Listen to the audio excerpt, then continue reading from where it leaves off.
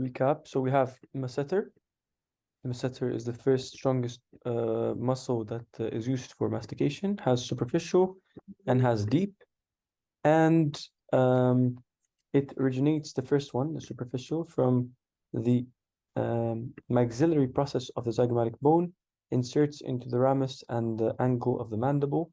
The deep originates from the zygomatic arc and inserts into the ramus of the mandible, and they are used to elevate the mandible, and they're innervated by the mandibular branch of the trigeminal nerve. The next thing is the temporalis originates from the temporalis temporal fossa of lying laterally on the skull, and it inserts into the coronoid process of the mandible. Of course, it also elevates the mandible and also does some retraction, pulls the mandible backwards, and it is innervated by the mandibular nerve as well of the trigeminal nerve. So that's the second muscle of mastication. Okay. Now we have two more, and they also have two parts. Each one has two parts. So let's just decrease the amount of things we have here, and we do some hide here. You have medial pterygoid and lateral pterygoid. Okay. Medial pterygoid and lateral pterygoid. The medial pterygoid has deep and superficial head as well. The medial pterygoid right here has superficial and deep heads. Okay. Need a deep and superficial heads. Now the attachments.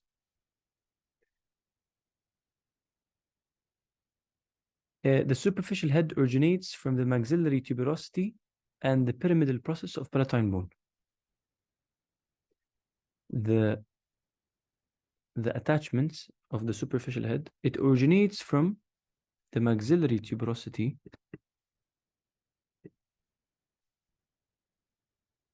and the pyramidal process of palatine bone. Right And the here. second was what? It originates from maxillary tuberosity and the pyramidal process of palatine bone. That's the origination of the superficial head here. This one, it originates from the maxillary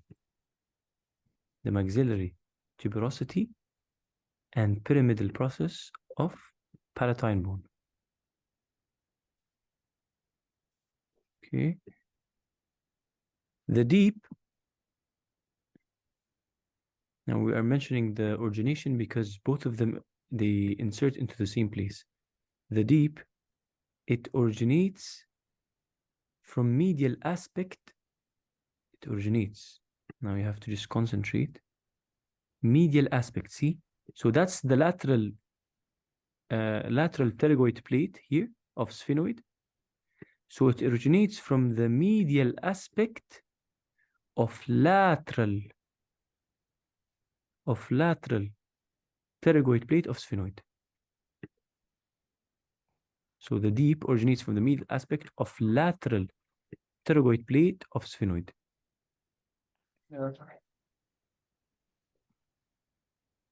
Lateral pterygoid plate of sphenoid. What part? The medial part. Okay. So it originates from the lateral pterygoid plate of sphenoid bone, but the medial aspect of it. Now we know the origins, and they both insert into the ramus of mandible near the angle, but medially. So if we here, you can see, I see, reset, get the mandible out right here, and then I say let's decrease it. You can see that they're attaching here, see, on the medial aspect of the mandible, if you want to be specific, ramus and angle of mandible. Here, it's the medial pterygoid muscle, which is made up of superficial and deep. Superficial originates from maxillary tuberosity, and deep originates from the medial aspect of lateral pterygoid plate of sphenoid, and they both insert into the medial aspect of mandible, specifically the ramus and the angle, the mandibular angle. Okay. Now, if I hide this, that was the medial. Okay, what's the actions? It elevates the mandible. It elevates the mandible. So when it contracts, boom, it takes this up, it elevates it. And what innervates it? Again, mandibular nerve of trigeminal. Mandibular nerve of trigeminal. And then finally, we have here the lateral pterygoid. Lateral pterygoid. Lateral pterygoid. And see, when you're talking about the medial pterygoid here, medial pterygoid, lateral pterygoid, okay? Medial pterygoid, you have to say superficial and deep, but lateral pterygoid, you have to say superior, inferior, because there's one on top and one on bottom.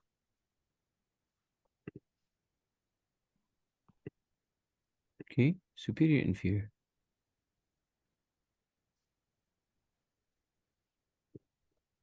On top and bottom. Okay.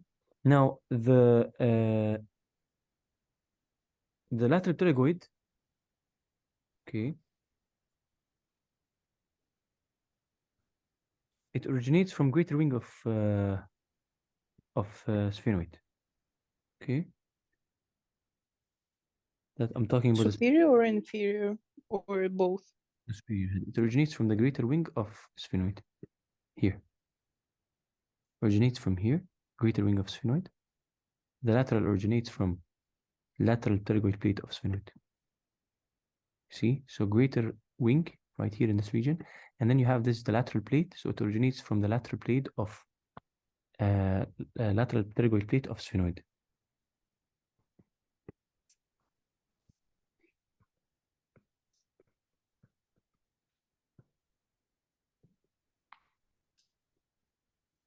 And then, of course, we need the mandible again. And always insertions, when you talk about insertions of those muscles, where we need the mandible, because it's always, these muscles are nothing except they are mastication muscles.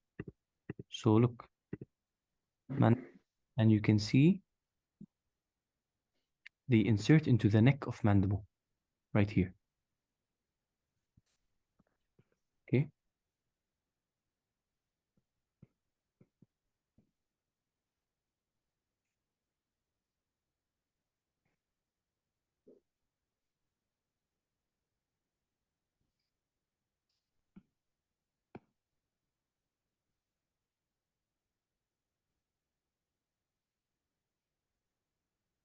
Okay, so now imagine this muscle contracting. If it contracts, it will pull here. So if it pulls here, it will get this to go down. Okay, so it will depress and protrude. Depress and protrude. If it pulls, it will depress and protrude.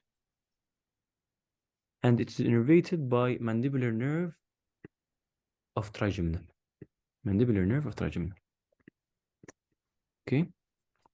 All right. I want you guys to read it for 5 minutes, or you know what, 3 minutes. It's not very hard. And one of you is gonna volunteer to say it to me, and then we're gonna maybe continue the class. Maybe we can do pins because it's good that we covered one point. Okay. I'll come back in 3 minutes. Okay. Okay.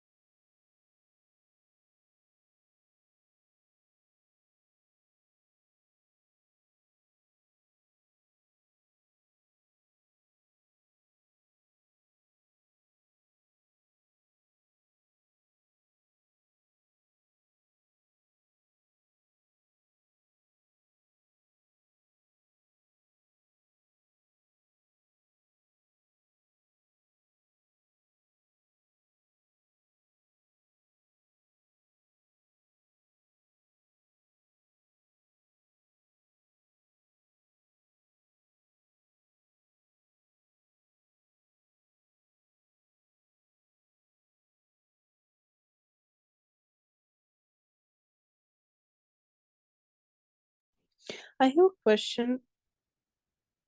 Like, Yes, Can- ask. can you please send into the group a list of the orals and beans if you have them? Yes. I think I sent them already. Yes, Wait, I let me didn't check them. Okay, check you. then I will find them. Thanks. No problem. I send you again. Mhm. Okay. Whoever is ready can volunteer, and you know what? Can start saying. Okay. I can try. Okay. Go ahead. Well, muscles of mastication. Huh. Um, and they are all associated with the movements of jaw, especially with the temporomandibular joint. Mm-hmm. And they all innervates by mandibular nerve of trigeminal nerve. So we have four muscles in it. So masseter muscle, temporalis muscle, medial and lateral pterygoid muscles. Mm-hmm. Starting from the masseter muscle, it is the most powerful muscle of mastication, and it has deep and superficial parts, which originates from maxillary process of zygomatic bone, and deep originates from zygomatic arc. Mm-hmm. Superficial part inserts to angle of mandible, and deep inserts to ramus of mandible. Mm-hmm. Um, the action of masseter muscle is elevation of mandible, Yes. and it innervates by mandibular nerve, as I said before. Then we have temporalis muscle, which originates from temporal fossa, and it goes to coronoid process of mandible. Action of temporalis muscle is elevate the mandible and retraction. Mm-hmm. It also innervates by mandibular nerve. Then we have medial and lateral pterygoid muscles. So medial has two heads, deep and superficial. Superficial head originates from maxillary tuberosity, and pyramidal process of palatine bone. Mhm. And deep originates from medial aspect of lateral pterygoid plate of sphenoid bone. Nice. Inserts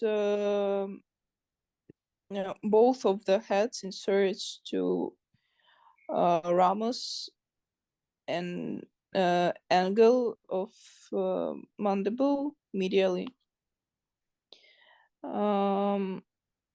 Medial pterygoid muscle helps to elevate the mandible and innervates by mandibular nerve. Lateral pterygoid muscle has two parts. Should I say two heads, not two parts? Yes, you can say two heads, two parts, but just say it like it's made up of whatever, but then superficial and deep, or superior, inferior. It's okay. Okay. So superior part originates from greater wing of sphenoid bone, and inferior from lateral pterygoid plate of sphenoid. Mhm. Both of them inserts into the neck of mandible, and their action is depression and protrusion of mandible. It innervates by mandibular nerve of trigeminal nerve. Nice.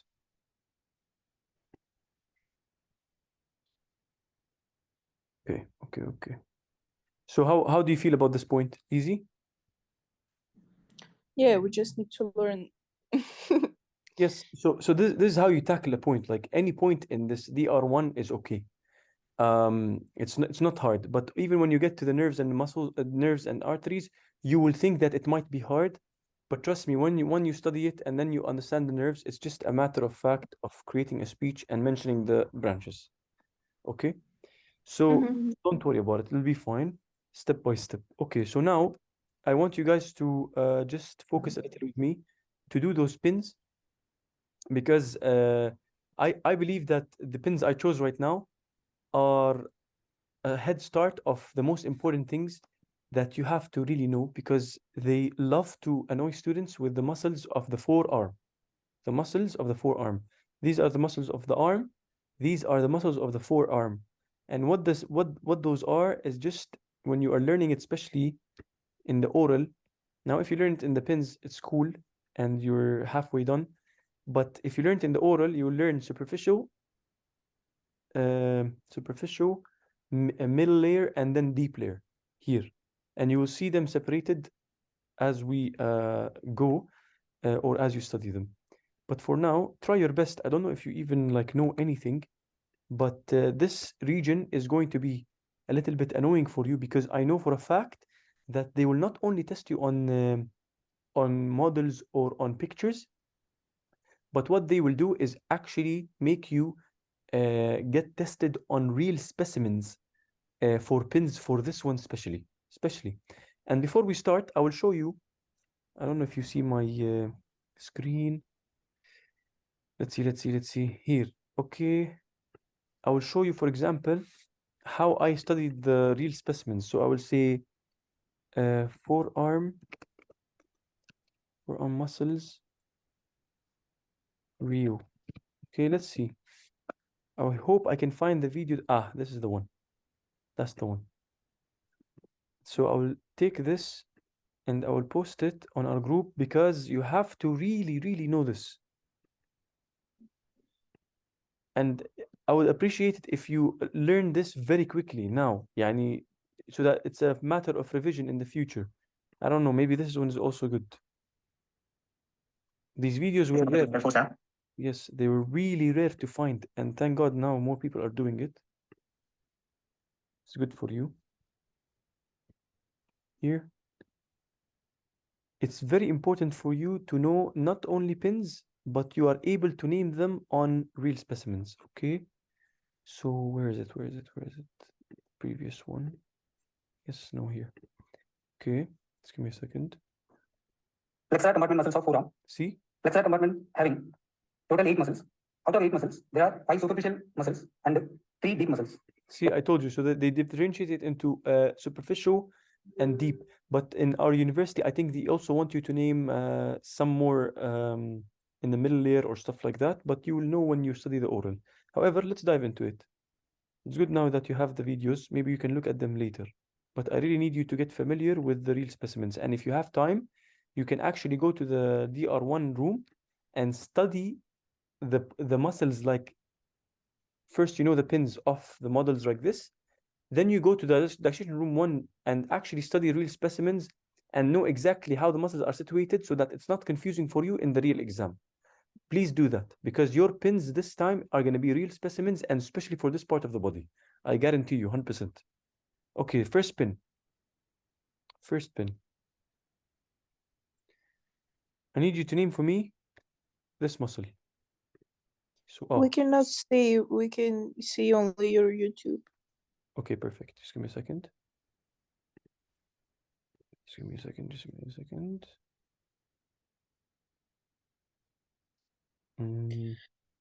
Here.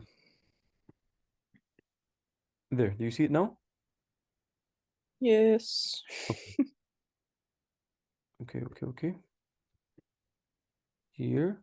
I need you to name for me the spin. It's a very annoying one. Just give me a second. I'm trying to know how I can isolate it. I don't want to reveal the name. Just give me a second. Stay here. It's like muscle of hand. That's a very nice start. Wait. It's like between the thumb and metacarpals. Yes, something like that. Here, you know what? Ah, I found it. There. Oh my God. It's very annoying, but it's good. Ah, come on. Yes, not this one, but I need the pin. Here. This pin. It's not the name here. It's something else selected, but that's the first pin.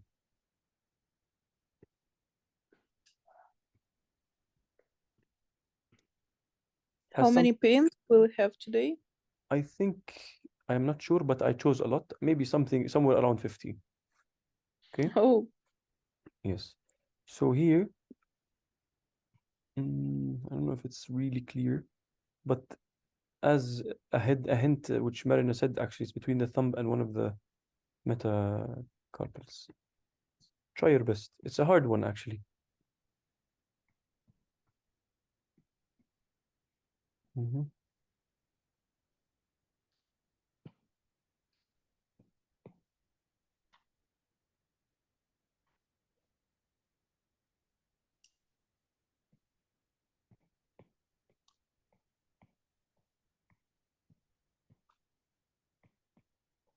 It goes on ads. Okay. The next one is this pin right here. Just this pin.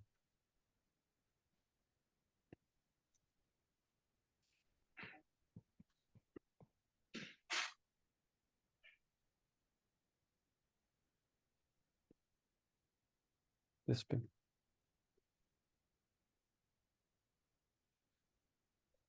after knowing these muscles, I can go and work at the gym. Yes, exactly. I definitely will. I swear I have to go to the gym. I haven't been in so long. Okay. Yep, this one.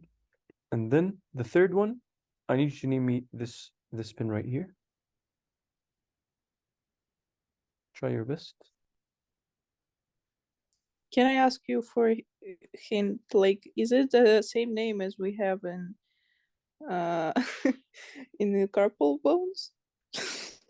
Like which one is it that you're talking about, this pin? Yes. It's very far actually from this hint. I don't know. No, it's not. Here. Wait, which one you were saying? No. Okay. I'm trying to actually understand your hint, but okay. Here. I'm saying about trapezoid. Ah, good logic. Yes, it ends like this. Mm. It just ends, but it's not the same name, but it has the same ending. It has the same ending as trapezoid. Okay, now we know the ending. Just have to figure the beginning. All right, that's the third one, right? Yes. Okay, fourth one, I need this one here.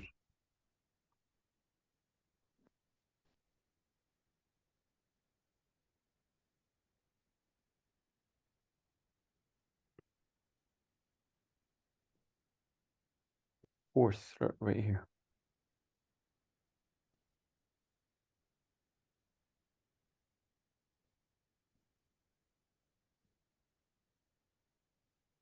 Okay.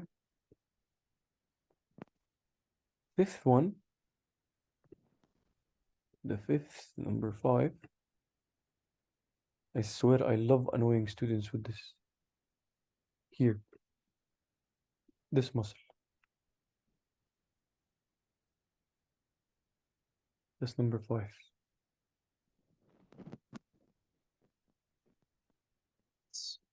Man. like where we have apes on our belly, there Yeah. is no cubes. Where we have As can't understand. like when you're like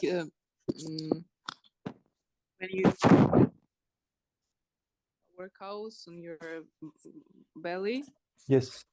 you will have like this Yes. cubic things. Yes. Here, I'll show You you. don't have why. 1 second. Let me show you. I hope it's here. This is what appears. Oh, Yes. okay.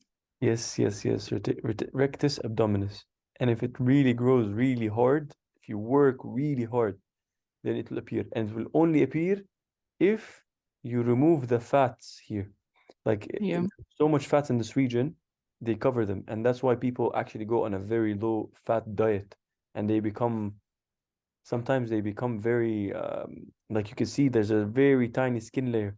And this is actually, if they don't do it in a healthy way, it becomes really bad. These people with very tight skin here, they're always low on energy and they feel like they want to sleep because their body fat percentage is very low. Mm-hmm. And so, yeah, athleticism comes with a cost, you know? Mm-hmm.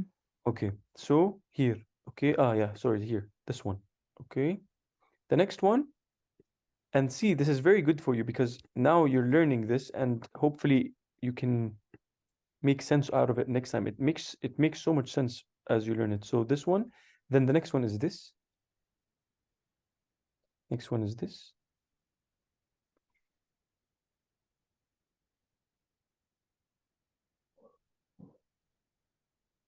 Okay.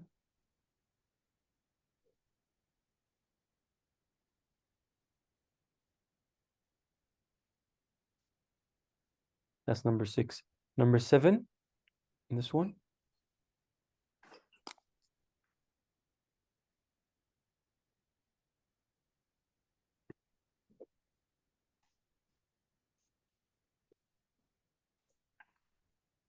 Number 8, the next one after.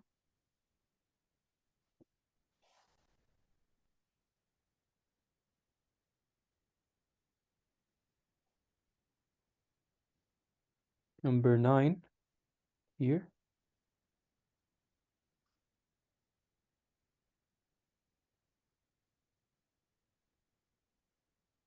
And I swear, when I said I'm going to test them on pins today, my brain went directly to this region of the body and these muscles because I remember I failed this one.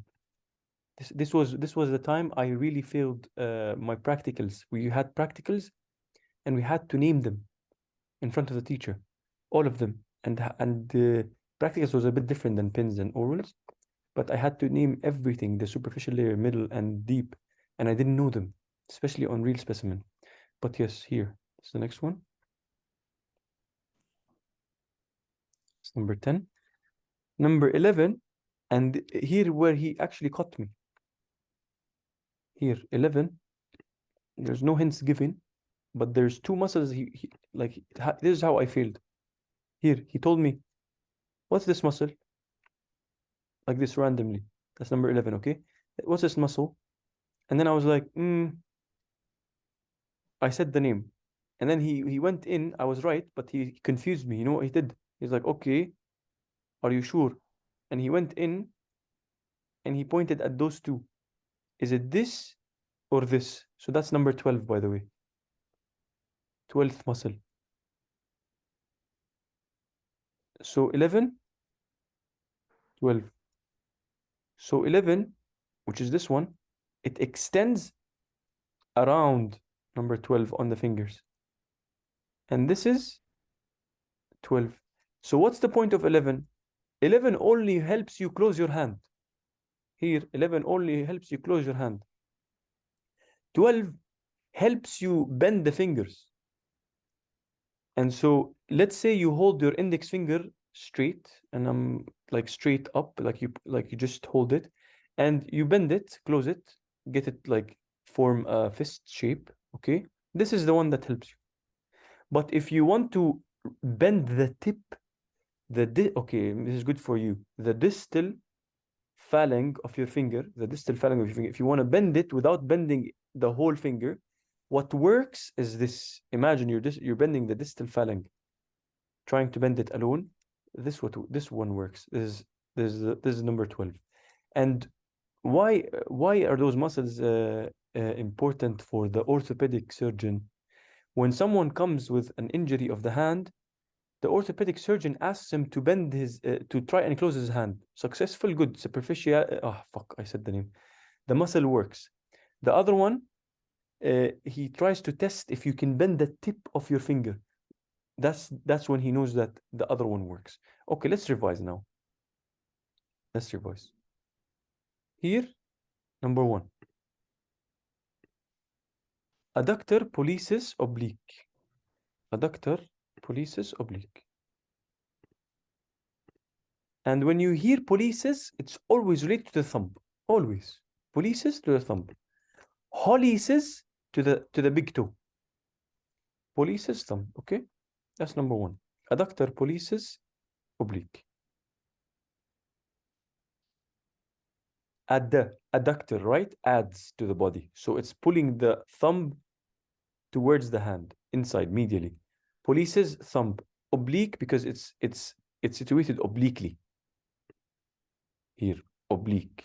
Okay? That's number 1. Number 2. Biceps brachii. This one is the biceps brachii. Why are they saying long head? Because your bicep is actually made up of 2 things, short and long. Here, that's short and long, and we wanted the long one. So when you're pointing at it, you have to know this is the biceps brachii, long head. Okay, deal. Awesome. Next, deltoid. That's what we said. Trapezoid, deltoid, ends the same. That's the deltoid muscle. This is your shoulder muscle. When people work and they have wide shoulders, it's because of this deltoid muscle. They have good genes in this deltoid muscle. You can see, especially in I see a lot of people like this in the gym. And there is a deltoid tuberosity or something on the humerus. Exactly, for the attachment of deltoid muscle. Exactly. Okay. Okay. Next, brachialis. It's under the biceps brachii. Brachialis.